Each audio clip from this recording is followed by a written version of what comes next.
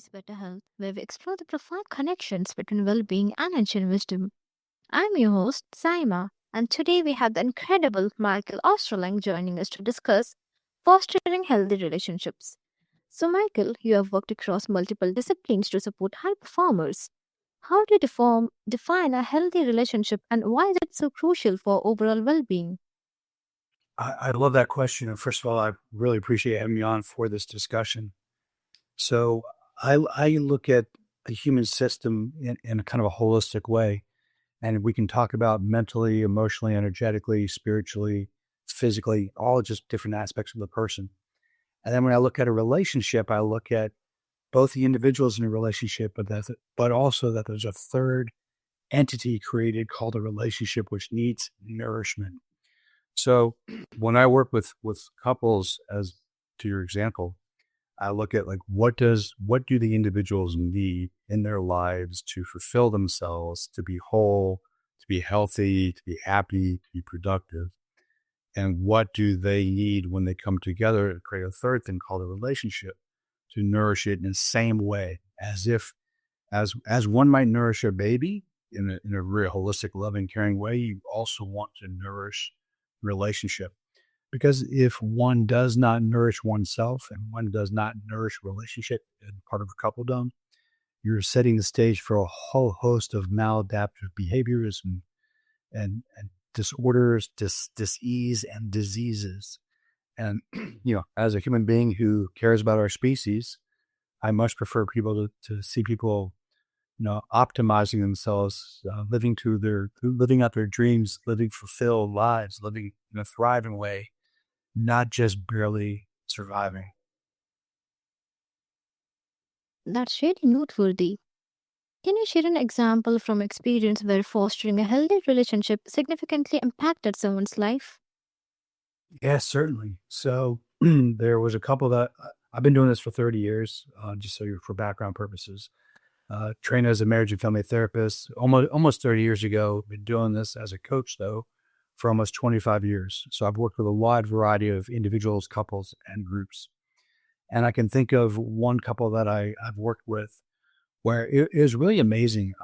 In one of the first sessions with them, they came to me because they were doing okay, but not great. And they're like, we really want to increase our ability to communicate, connect, being more intimate, share, being honest, open, and deal with our stress a little bit differently than we have the interpersonal conflictual stress, but also stress in daily life. And one of the first things I work with them on, and this actually comes from my mentor, Dr. Stuart Sabatsky, who's a scholar of Kundalini Yoga in the traditional sense, not the American version of Kundalini Yoga. And what he taught me, because he's a mentor of mine for about 25 years, is when I work with couples, and that's the example I'll give with this couple, one of the first things I always have them do, and this is for all my couples, but I'll just use this couple as an example, is to teach them how to co-regulate. Like one of the things we do not know how to do for the most part is regulate our own nervous systems, let alone co-regulate with another human being. So a lot of my work is teaching people how to regulate themselves, manage their emotions, their energetics of their physical body, their mind. And when I say manage, I don't mean repress, control, but be aware of, allow, and manage towards higher ends. But it's also not just working with the individual doing that. It's also working with the couple. How can you teach a couple to co-regulate? And that's one exercise I learned from Dr. Sabatsky is I have my couple look at each other, literally face each other on their chairs. With consent, they put their right hand on the other person's heart. They make eye contact and they slowly synchronize their breath. And I have them do this for 3 to 5 minutes. And I have them do this at the beginning of all my sessions with couples, but I also encourage them to do this on their own. And what is fascinating, what happens is the hand on heart, you feel the other person's heart, both literally as well as energetically and spiritually. This person in front of you is the person you love, you committed your life to. So like to feel their heart literally and energetically and spiritually is really a beautiful thing. And then you have, they say and through the eyes, you can see the person's soul. So you make eye contact and you just look deeply into their eyes and you see the person for who they are. And you're reminded of what brought you guys together originally. Even if you're in the middle of a really tough spell now, this exercise seems to change one state or change a couple state. And then the breathing gets, synchronistic it calms the nervous system down.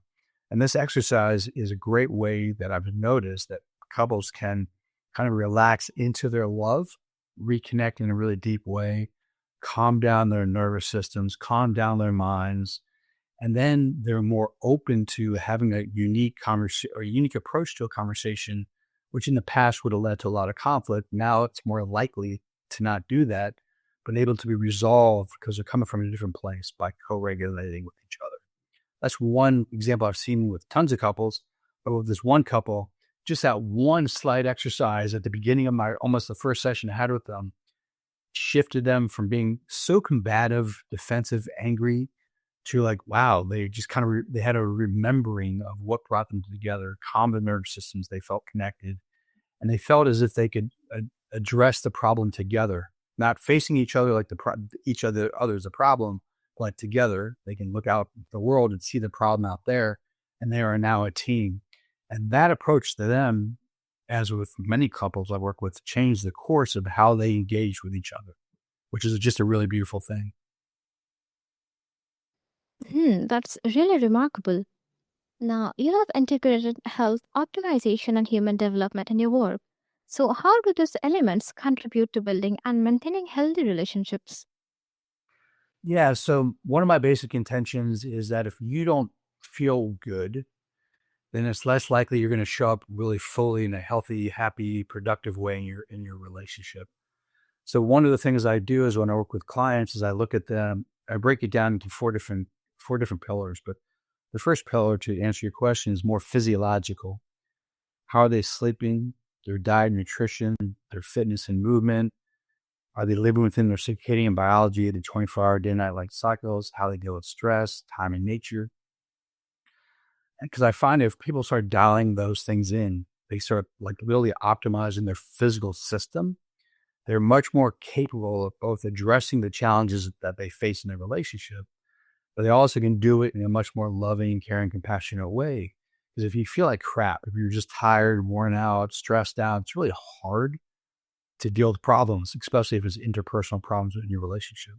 So like one key aspect of my couples work is helping each individual, as well as my work with individuals, but to dial in their physiology as part of this process. And there's a couple other pieces too, but I'll stop there to see if you have any questions. What practical strategies do you recommend for individuals looking to optimize their health to improve their relationships? Yeah, so I'll walk through each one of the ones I just mentioned. So sleep, sleep is key. It's a little challenge if you just had a baby. I understand that, but it, everyone's unique, different. Everyone's different in terms of the amount of sleep they need. So it's recommended 8 hours. Some people can do 7. Some people need 9, and there's tests you can take to determine like what your optimal sleep is. But once you know, or generally know what your sleep needs are, that's the first thing I encourage people to dial in. Because if you're sleep deprived, you're setting yourself up for a whole bunch of health problems as well as psychological problems down the road, which is not very good. So the sleep is the first thing. And I might recommend people do like an Aura ring or ultra human ring or a Whoop or whatever device they want to use to track their sleep and look at their deep sleep, look at their REM, look at their latency, the amount of time they're in bed, the amount of time they're sleeping, heart rate variability. There's various measures you can do and really do what you can do to dial that in, including blackout blinds, eye shades. There's some supplements if you're so inclined to take. And there's also things not to do, like be on your phone right before you go to bed. Try not to go to bed angry. Not be on the television. You want to limit the things that stimulate you right before you go to bed, which interrupt melatonin production, interrupt your sleep. So there's things you consider not doing. There's things you consider doing, which can help facilitate sleep. So the first thing is sleep. Then I'll say the next two is circadian biology, and what I mean by that is like, are you living within the 24-hour day-night cycle? And this is connected to sleep, but not just limited to sleep. And part of that conversation is, as long as you're not a night shift worker, it's a different conversation. But like, are you waking up and spending time in the sun in the morning to watch the sunrise? If you're capable of doing that outside, because there's a positive effect of the light on your eyes as the sun rises, I encourage my clients to do that, as well as some grounding techniques. If you can, if it's safe, barefoot on the ground, to get grounded. And it's a really good way to kind of get your whole system energized, ready to take on the day. At the end of the day, very similar thing, watch the sun set. But what I encourage my clients to do is just start noticing what exogenous chemicals or artificial, industrial artifacts they use throughout the day that can contribute to disrupting their circadian biology. Like, hey, do you drink a lot of caffeine in the morning? Well, I understand it to get you going in the day. There's cost to that, depending on how you process caffeine. Do you take THC or sleeping pills or NyQuil or whatever you do at night to knock yourself out? Well, there are costs to that. There are costs to deep sleep and how the brain functions. So, and those are exogenous chemicals people use throughout the day or night to change states, like for waking up or going to sleep. And I encourage them to start noticing what they choose to use and the effects they have when they're using them, and the effects that are there when they don't. And like for alcohol is another thing. Like track that really closely, because most people find that alcohol consumption affects their deep sleep, which then affects their cognition and their energy for the next day, as an example. And then, and there's other things like I already mentioned, don't be on your iPhone or iPad or whatever it is at night. Some of the technologies that we have can be disruptive to melatonin production, which can contribute to poor sleep. So the circadian biology is important. Like, hey, we've evolved on planet Earth for millions of years, and we would do best if we wanted to be as healthy as possible to live within that system and try not to disrupt it much. And that goes to the dietary things too. And epigenetics, genetic testing would suggest that there are unique diets for people. There's no one size fits all diet. Although I can say from my experience and research, there are certain things I would encourage people to eat less of, like a highly processed foods. Like we can say that's not the best thing to consume. But in terms of exactly what they should eat, should eat fish or chicken or meat or more veggies or grains or, things along those lines. There's lots of questions on glyphosate and the effects on the stomach, the microbiome and grains. Some people can consume milk and other people can't. I mean, so, we got to, it's bio individualized, but once you figure out what the proper diet is for you, try to stick to as much as possible. And from what I understand of the research, so you probably don't want to eat a couple hours before you go to bed, because that will disrupt your sleep, which is the problem the next day. And there's some interesting studies on intermittent fasting or eating windows, which are kind of cool. And I always encourage my clients with medical permission to explore and experiment with those things and just find the kind of the perfect diet for them at this time in their life, which could change, a year from now or 5 years from now, depending on, whatever's going on in their life, including stages of life. Like they go through menopause, their diet might need to change a little bit, or whenever they're pregnant, obviously their diet need to change. So those are some of the things that people could start considering. And there's also physical fitness and movement. Whatever your physical training is, I think it's really important to do something on an almost daily basis. I think it's important for people to move daily. It's different than physical training. Movement is just like getting up and go for a walk, break up the day. Don't sit in front of the computer all day long, or some Tai Chi, Qigong, yoga, just to get the energy of the physical body moving. But those are some of the things I work with clients on to optimize themselves so they can show up more fully, more energized, more vital, more playful and fun in their relationships. All our listeners gonna surely find it beneficial, Michael. As a licensed marriage and family therapist, what common challenges do you see couples facing today and how can they overcome them? Great question. And just for clarity's sake, I am a licensed marriage and family therapist, but I practice as a coach for about 25 years now. But with that said, so I would say there are two primary ones I see quite regularly.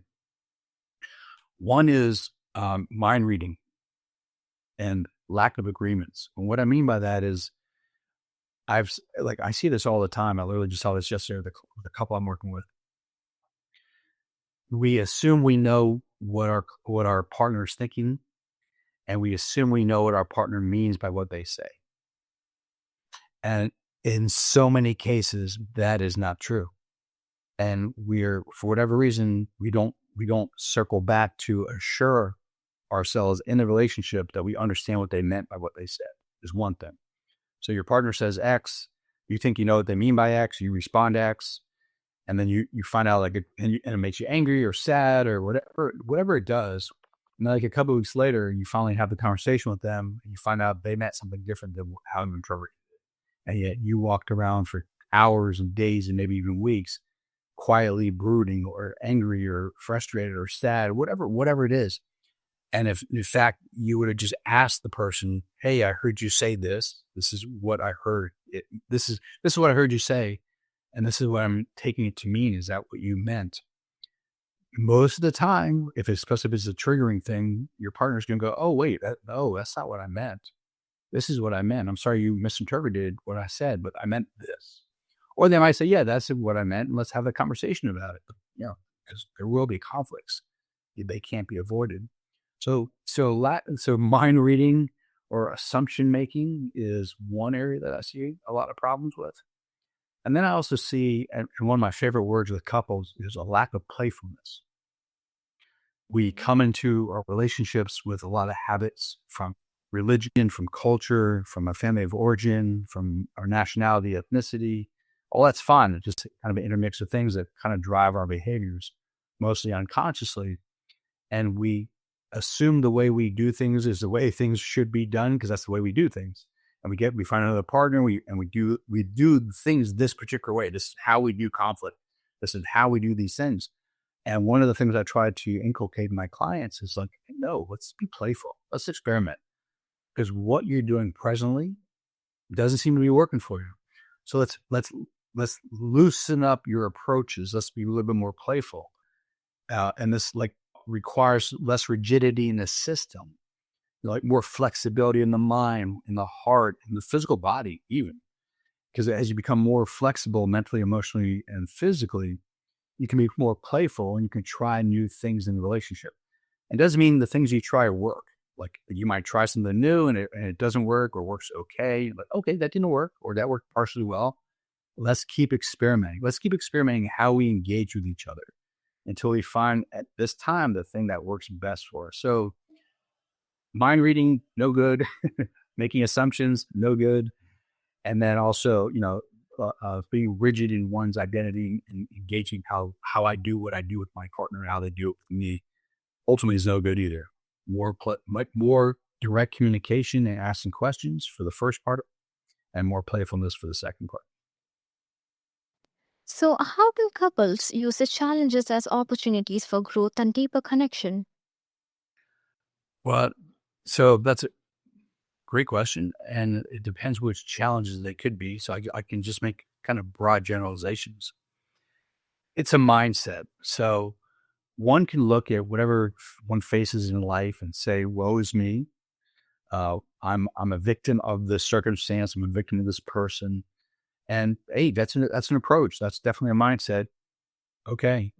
And a lot of people do take that. One of the things I recommend with clients, and this is not to deny that someone's a victim, like if they're really victimized by another human being, I'm not saying they're not. But if you walk around with a mindset like life happens to me as opposed to for me, that I'm capable of engaging the world in new and different ways. And the new and different ways is kind of the mindset of the playfulness, of the adventure, of looking at life, all the adversity that comes our way as an opportunity for me as an individual, but us as a couple to say, "Oh, wait, let's work together and face this adversity and use it as an opportunity to reflect back on ourselves as individuals and as a couple to see both to celebrate our strengths. Wow, we did a really good job here, here, and here. That's just beautiful. I love that. We're so good here together." And it's also an opportunity to look at like, wow, we didn't do so well as maybe one of the couple didn't do so well as they could have been, or they would like to have been, or as a couple, they might not have done so well as they would like to as a couple. Not to beat themselves up, but to self-reflect. Like, wow, I could have done X, Y, and Z differently. Not to beat myself up, but like I could show up differently. What do I need to do so next time I have more capability or inner resources, skill set, whatever it happens to be, so I'm capable of addressing that part of the challenge. So all adversity could be, if you take it that way, an opportunity for self-reflection and self-growth and reflection for the couple and growth for the couple as well. Your background includes extensive training in somatic psychology. So, how does this understanding and working with the body play a role in fostering healthy relationships? Yeah, so I love that. So, uh, one of the things I teach my clients, and this I'll use this as kind of a vehicle into having a conversation, is I want them to understand that the physical body is not just something you use to move from point A to point B or to meet your goals or your outcomes that you're seeking. It's not just a tool to be used. We actually are living beings we are embodied beings. We literally live inside of our bodies. And inside of our bodies is a lot of wisdom. I mean, whether you look at Chinese medicine, the organs, or Ayurvedic medicine, in the yogic tradition, even some of the shamanic traditions look at the body differently than here in the West, just as a machine. But the body is literally wisdom incarnated. And if we learn as individuals to engage our bodies that way with the wisdom, we can learn a lot. If we choose not to do that, we choose to kind of just live between our ears and kind of ignore most of our body for most of the time, two things can happen. One is, things will come out passively aggressively, or things can come out in terms of disorders and diseases. So if you don't address things, you don't access the information, process it, integrate it into your life, it'll come out some way or another, either as poor behaviors or as disease or disorder processes. So that's my basic premise is like the body is wisdom incarnate. It's also pleasure incarnate. It's joy incarnate. It's blissful incarnate. And there are ways that we can engage each other in a relationship that allows us to help each other access deep emotional states through touch and breath. I teach some of my clients to do that kind of work, which is a beautiful thing. There are also ways to learn to engage with your partner in a very sensual way through touch, through eye contact and other body parts that not necessarily sexual. And there's nothing wrong with sexual contact with your partner. But what I hope my clients walk away from is that they can engage each other emotionally through touch, which is awesome. They can engage each other through touch for co-regulation, as I mentioned earlier. And they can also engage each other in a more sensual way. And part of the sensual way is like starting to recognize how the value and the utilization of each of the senses, what you smell, what you hear, what you taste, what you see. And there are ways to engage the senses with your partner that can bring you guys more intimacy, closer together, more playful and fun. So, are there no specific somatic practices that you find particularly effective in enhancing relational dynamics? Yeah. So I mentioned a little bit ago about using touch to engage deep emotional processes. And once my couples are individually more comfortable with themselves and being with their own emotions and things along those lines, what I'll teach them is this one exercise, and is when they're if you let's just say I'm sitting in front of my partner and she says to me, I'm feeling a little sad today, and I might say to her, well, how do you know you're feeling sad? And she'll say, well, maybe she'll say, just anger is a little bit easier to use for these purposes. She says, I'm feeling a little bit angry today. I said, well, how do you know you're feeling angry? And she might say, well, my heart rate's a little bit faster pumping. I'm feeling some tightness in my jaw. And there's a little bit of tightness in the upper chest area. So, okay. So for her, that might indicate a sign of anger. That's how she somatically experiences anger, and those kind of three things. Okay. So, with her permission, I'd be like, would you mind if I just place my hand on the part of your chest where you're feeling the tightness? And, if she's comfortable with that, she'll say yes. And I can literally place my hand on that part of her chest, doing a little massage. I'm not a massage therapist. Or actually, I am a massage therapist, but I'm not doing this as a massage therapist. But I'm just applying a little bit of pressure on the part of her upper chest where she felt contraction, the muscle or fascia contraction. And I hold that spot. I keep eye contact with her and I just breathe with her. And what I found is just helping her bring awareness through my touch to a particular part of her body where she holds in contraction, a particular emotion, can help facilitate the release of that emotion. So like the anger might come up more fully. She might get imagery and thoughts about what this is really about. If it's sadness, she might start crying. If it's grief, she might start feeling deep grief. Like whatever the feeling is that she's aware of, but it's kind of like not fully expressed yet. That kind of touch, if it's safe, it has to be really safe. I mean, your partner has to consent to it. You guys got to have the kind of intimacy where this is okay to do, can really help facilitate the release of emotions. It's almost no different than like, if your partner's just a little bit sad, you give her or him a hug, they just like start bawling. It's like that because you just physical contact, but this is kind of like more focused on a particular part of the body, the muscle and the fascia as an example, as one example of a somatic practice I do with couples. Thank you, Michael, for sharing your profound insights and experiences with us today. Your dedication to fostering healthy relationships and optimizing human potential is truly inspiring. And to all our listeners, remember that healthy relationships are the foundation of a fulfilling life. Let's take action today to nurture our connections and create a more harmonious future. Until next time, stay connected and keep singing.